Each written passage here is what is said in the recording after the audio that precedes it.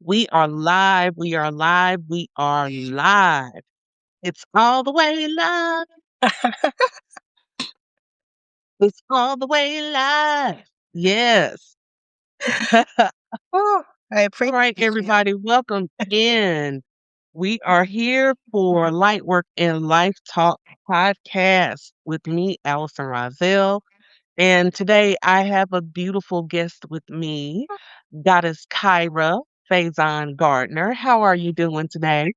I am delightful. Thank you. I was, I appreciate you warming me up. I told you I get a little nervous sometimes, and you really made me feel so comfy. So thank you. It's my pleasure. It's my pleasure. Yes. We just two goddesses sitting down having a conversation, and y'all are free to watch us have that conversation. So, welcome everyone. Let me tell you a little bit about Goddess Kyra.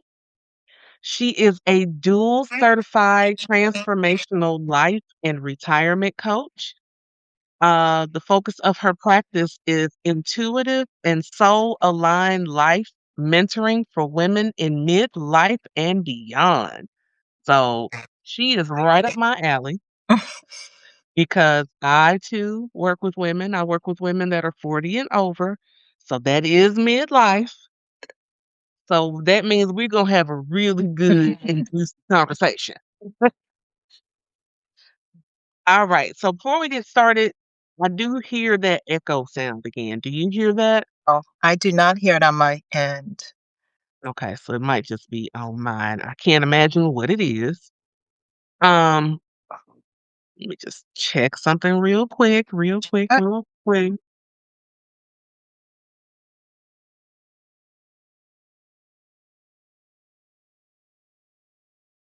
Making sure I don't have nothing open to no, influence. that's okay. I mean, we're going to roll with this technology. I think We are. it challenges us to make us better. It. Oops, you're. I can't hear anything. Okay. What about now? You're good. You're good to go. Okay. All Yeah. right. Perfect.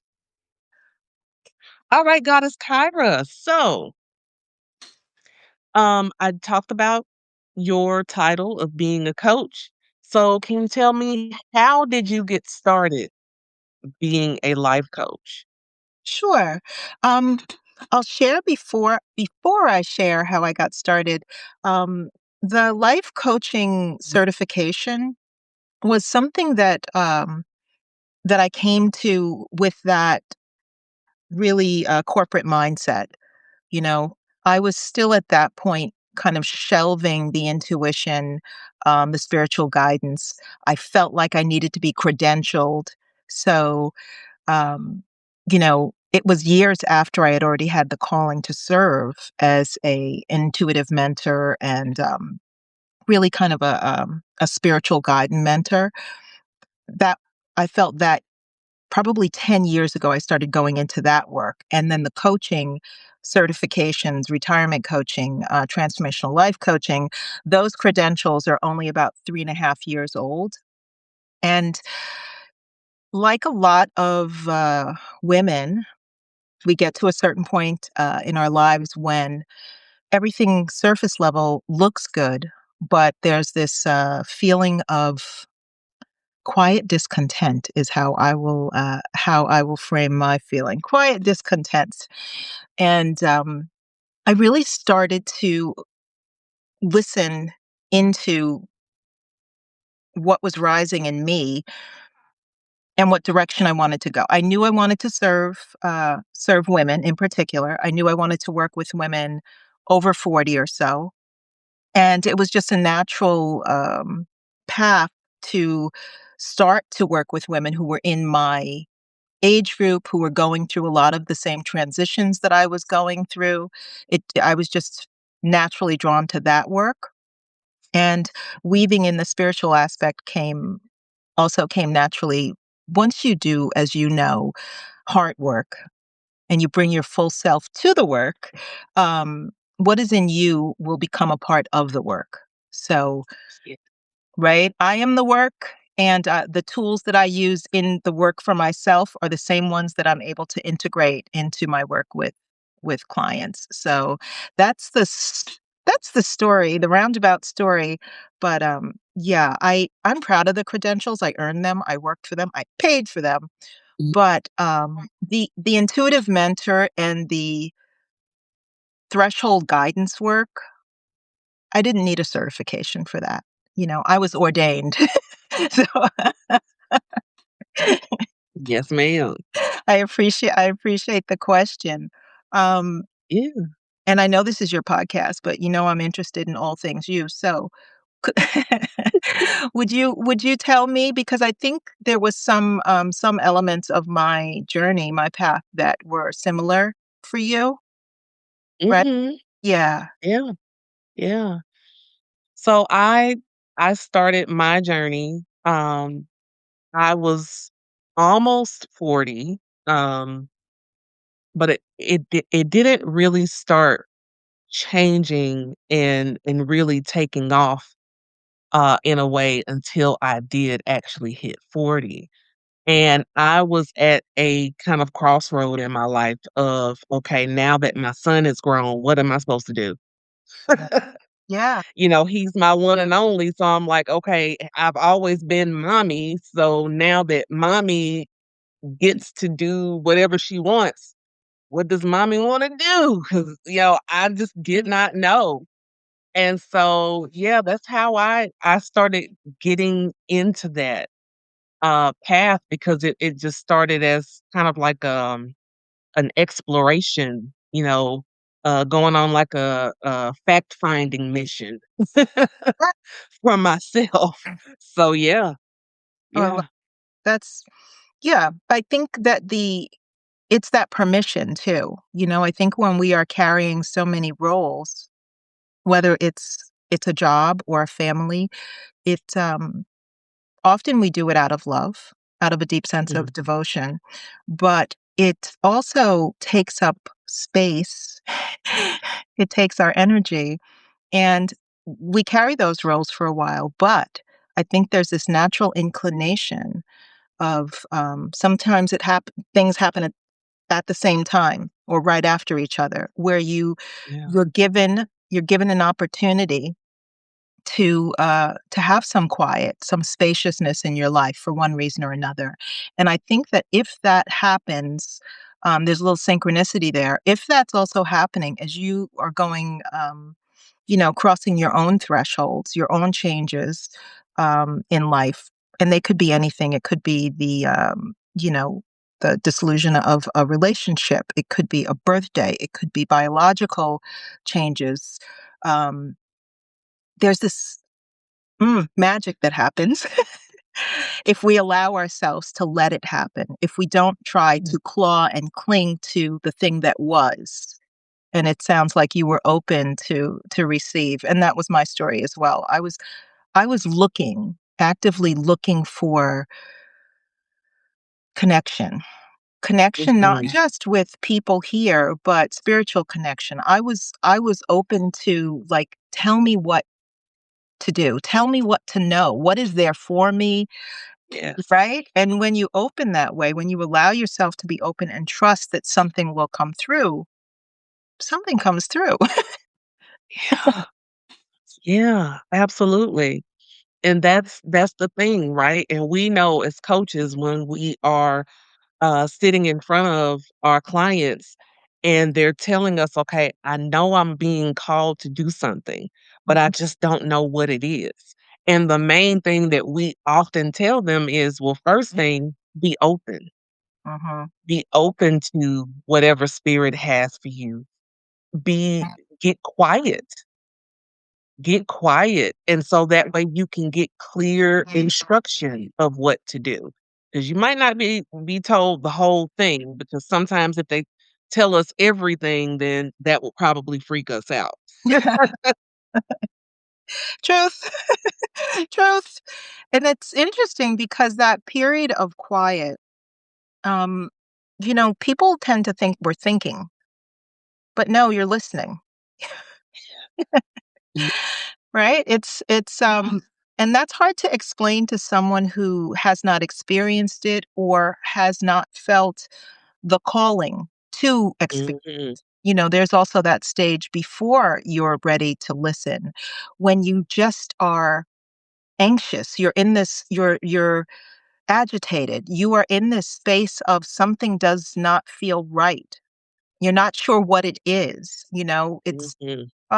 And we often blame it on, perimenopause and yes, there can be elements in that because it does Sure. affect us physiologically, but there's also this deepening into spirituality and your connection to something greater than yourself, whatever you call it, whatever it looks like. This is not a matter of one faith over another. This is the individual, our individual sovereign connection to something greater. I think that's the beautiful thing if you can allow yourself to be open to it. Yes, absolutely.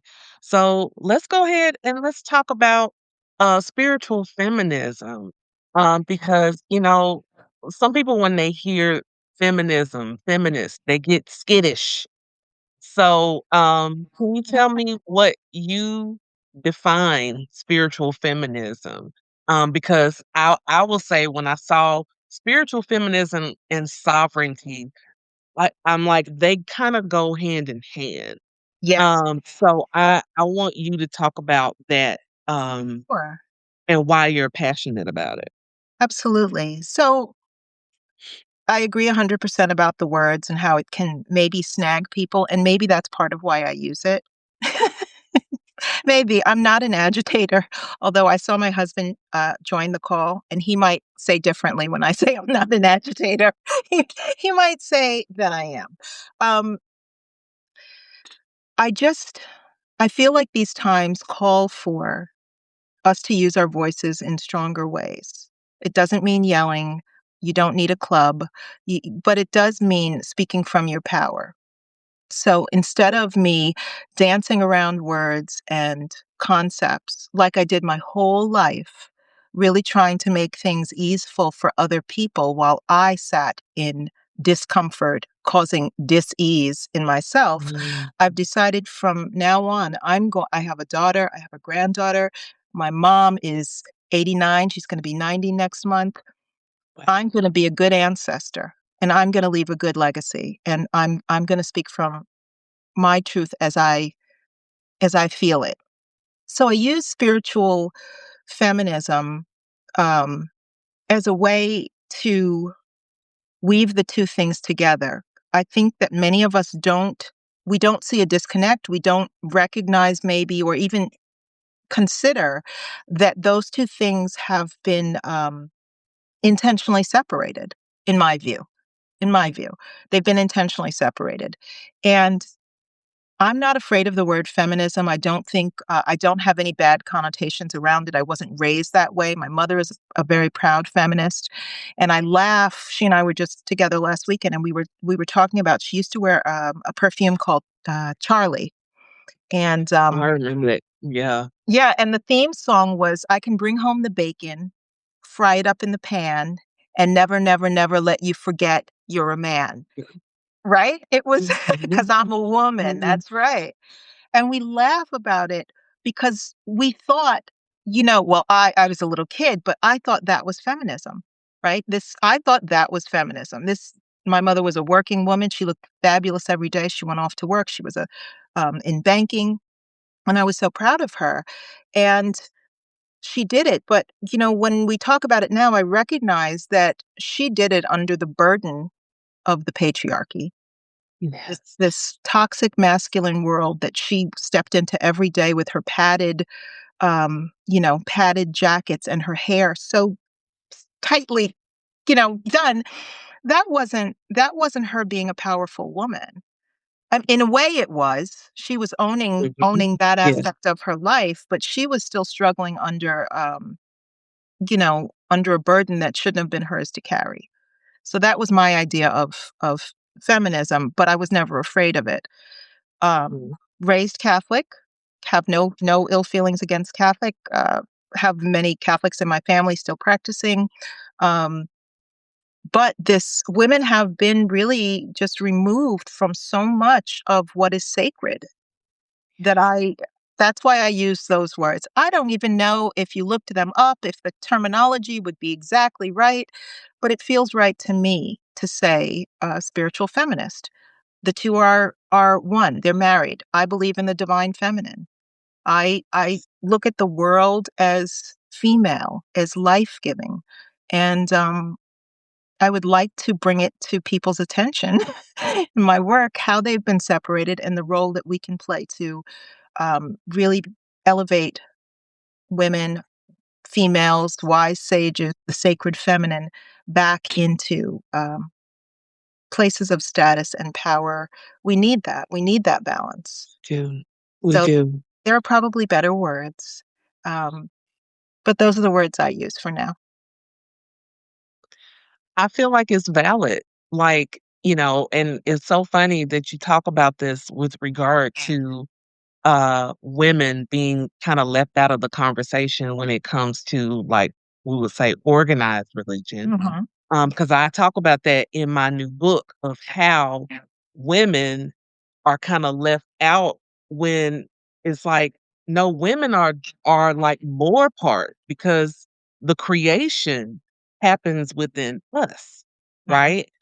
And you know, I I love that more of us are starting to awaken to and understanding and embracing the divine feminine while still understanding that within that sacred balance, there is also divine masculine.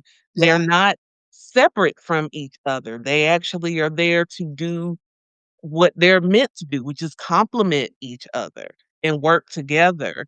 But I think these kinds of conversations and the way that you said spiritual feminism, and then with regards to our sovereignty in our walks, it's very important conversation to talk about. So when when you're talking to your community and when you're um sharing with your community, what are some of the things that you like to teach or tell? Not stuff that they got paid for, obviously, but things that, like, when you're on your YouTube channel or whatever, just like things that to help women who may be kind of like, yeah, I get it, but tell me more Mm. about how I can embrace that.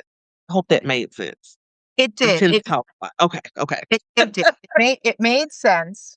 And part of what I'm excited about with I have a new program that starts in March. It's not a new program, but it's the first time it's opening this year. So I run it a few times a year, and it's called Threshold Alchemy. And this is the first year that I am using an assessment tool. And I did that just because of what you said. The joke is that I talk mystic, right? And the women are interested. They want that, but they're talking another language, and it feels too far apart. So we do things that are gentle invitations Yes. to get back in touch with who you were before you started wearing these robes, these mantles, the heaviness of what people put on you. What did you like to do as a kid before people said girls don't run that fast? Before somebody Yeah. said, your skirt's flying up, like don't do that. That's not right. So many things. What brought you joy? Because for me, when you can remember the feeling in your body of what it was to just find simple joy in something that wasn't depending on feedback from someone else telling you were pretty, or fix your hair, or however they were telling you to pull yourself together, or behave in a certain way to make them comfortable. Those Mhm. early hints, signals, clues that can start you back on the journey. No matter how long ago it was, if you reflect, and it doesn't have to even be childhood, it could be a year or two ago, Yeah. right? Before you began becoming something that other people were shaping you into, what did ease feel like in your body? What did Mhm. that feel like? So it can be really simple, gentle experiences. If you had a day, a whole day where you woke up, and I know a lot of us say, well, I have that now, but I don't know. If you, Right. right? If you woke up with no obligations whatsoever and you had enough Mhm. money, right? Enough money to do whatever you wanted with that day, what would it look like? And then how different is that from the life you're living?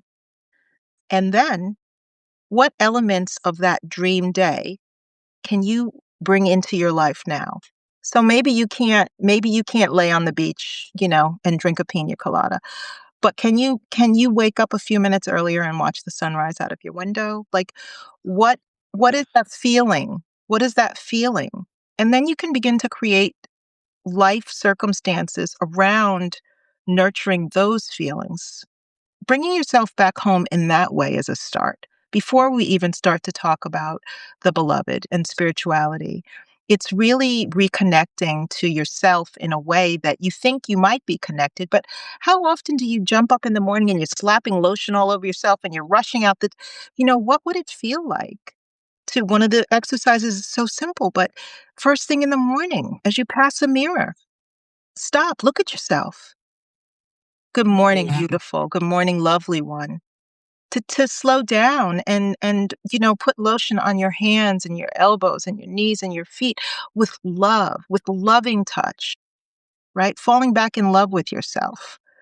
Yes. That makes you a beautiful vessel for love. That invites it in. That invites the energy of devotion to yourself. That's sovereignty. Recognizing that you're worth the time and the effort. And then, you know, that energy begins to emanate from you. Other people begin to treat you in an elevated way. Mm, That's, I love that. those are simple, but we don't make time for them. We make time for Yeah. so many other things. Yeah. And that's really the thing. It's we've been so trained and conditioned to be in a hurry for everything Everything. and to not understand how sacred it is to take our time, to Mm, slow down, to, like you said, get up a few minutes early and watch the sunrise. That's not doing anything other than just being quiet and watching something that happens so naturally every single day, you know, and connecting with that moment, not on your phone, not scrolling, through social media, not doing any of those things, just you and spirit, just mhm. there together. And those are the things that I think we tend to we tend to take those things for granted, and we tend to also not understand how powerful that can be for Yeah, us. agree. Agree, because we Yeah. expect, it's the world we live in, it's how we were raised, it's our society. We expect that, if we want a feeling of ease, right? If we want to feel beauty, that's money. Like, Mhm. you don't get something for nothing. Well, that's not true. There are beautiful gifts all around you. A sunrise, it's priceless and it's there. So yeah, that might mean you stop scrolling a half an hour earlier at night so you can go to bed. I mean, Right? there might be a trade-off. I'm not gonna lie, there might be a trade-off. But that was a change I made about 2 years ago. My husband and I both go to bed extremely early, and we get up early. Now, he does a lot of other things in the morning, but I watch the sunrise every morning no matter where I am. No matter where I am, and I post in my notes, I know people get tired of it, but I'm in love with the sunrise. I love that feeling. It feels like such a I love when you post it. so it's there for all of us, and part of the reason I posted is because I know so many people missed it. So many Yeah. people aren't in that 5 a.m. club. They're not seeing it, but it's here and it's free and it's for us. So I do. That's part of the reason I share it. But I love Love it. those simple things that aren't so simple for people.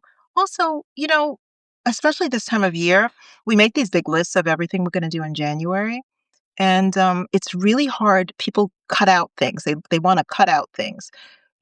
We are just hardwired for feeling a sense of loss when we've had something and it goes away, no matter what it is. I wrote a post and did a story time for the hungry soul on when things fall away. And these bringing some of these simple, free, um, things into your life, into your day, can help fill some of those spaces if you're trying to change your habits and ultimately change your life.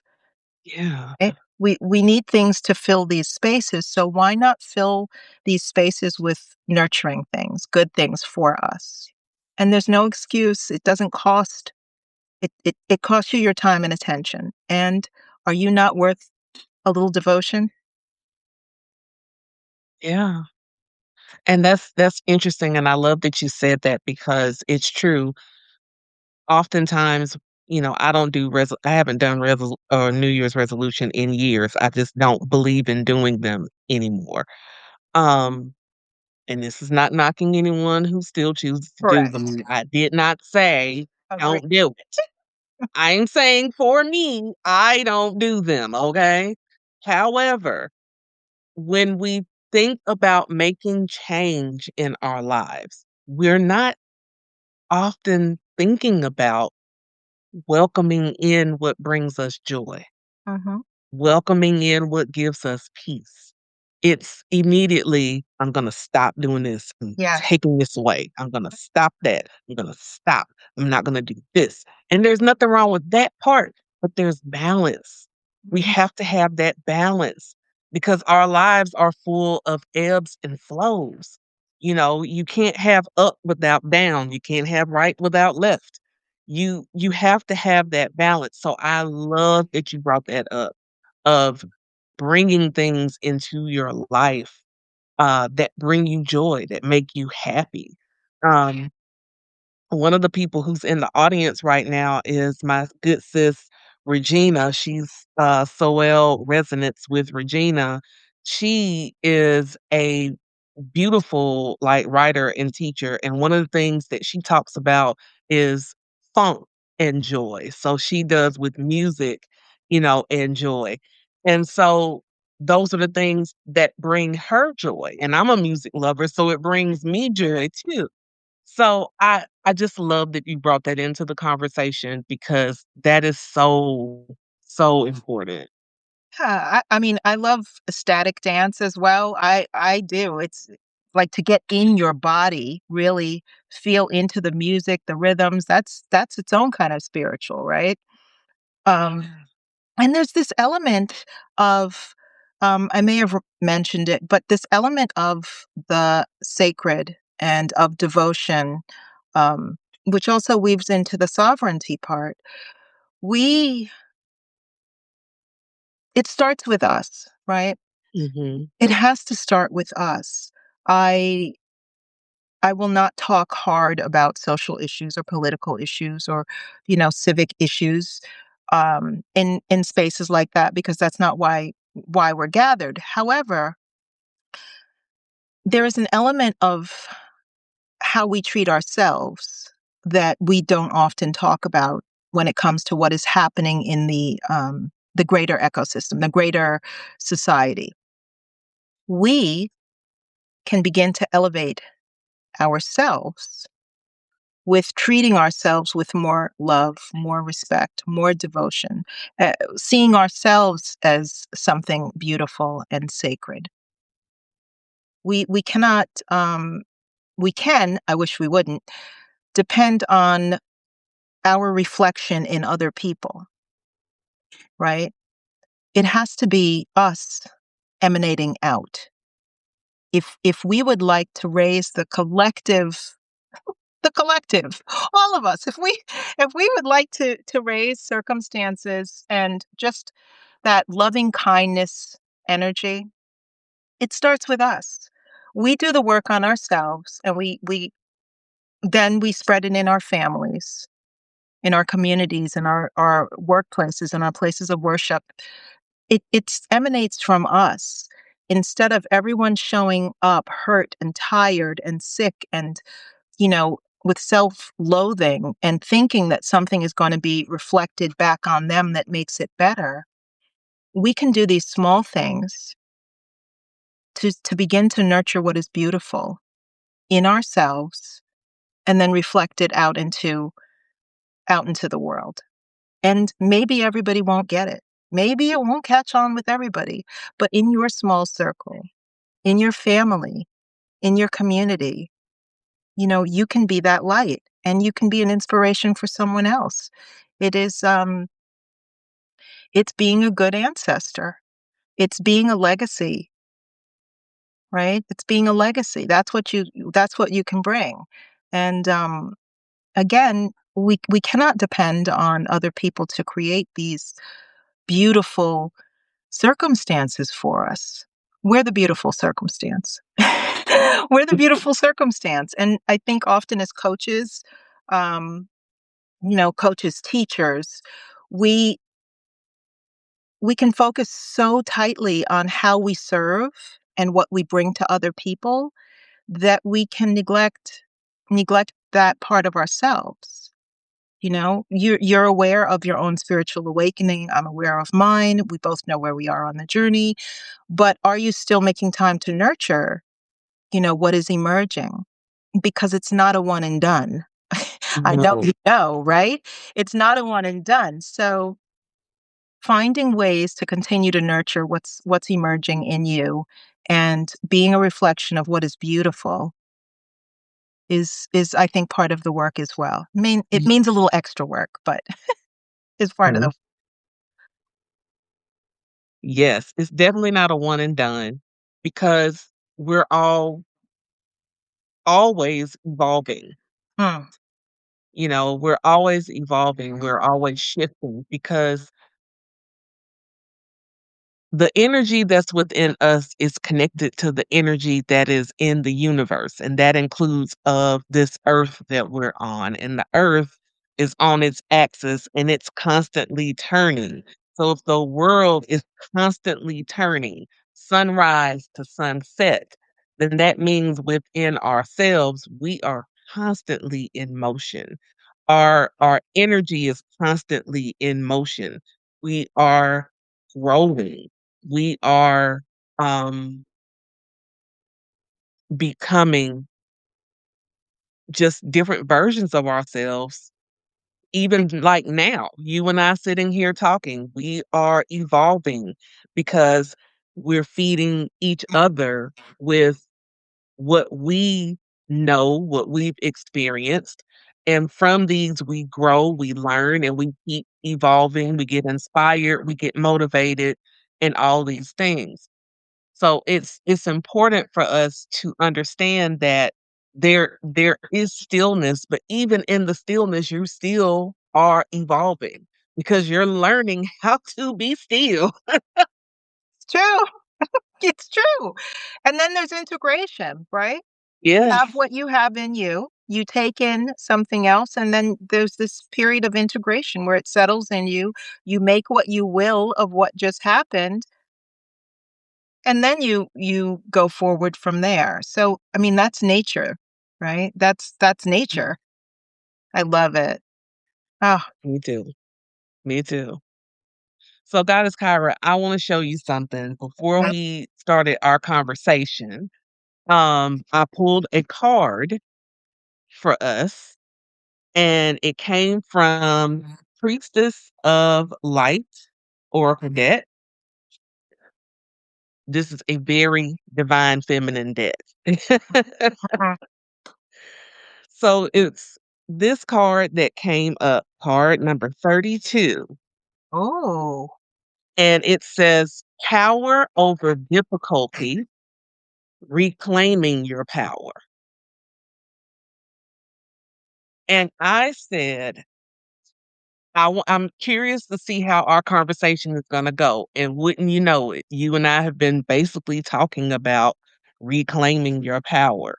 So I want to also give the affirmation that goes with this yes, card. please. Um, and it says, I release toxic people and patterns from my life. I empower myself in my choices and in my relationships. Mm, I'm going to read that again for yeah. everybody. I release toxic people and patterns from my life. I empower myself in my choices and in my relationships. It's I love Oracle decks. I do. And I'm smiling not so secretly because I too drew a card. I did right before I put some rose oil on my hand. I your That card though was um it was our conversation. It was the theme of our this is also very close and it was from the Divine Beloved deck. Mm, Yeah, Tosha Silver. And I loved this card. Can you see this?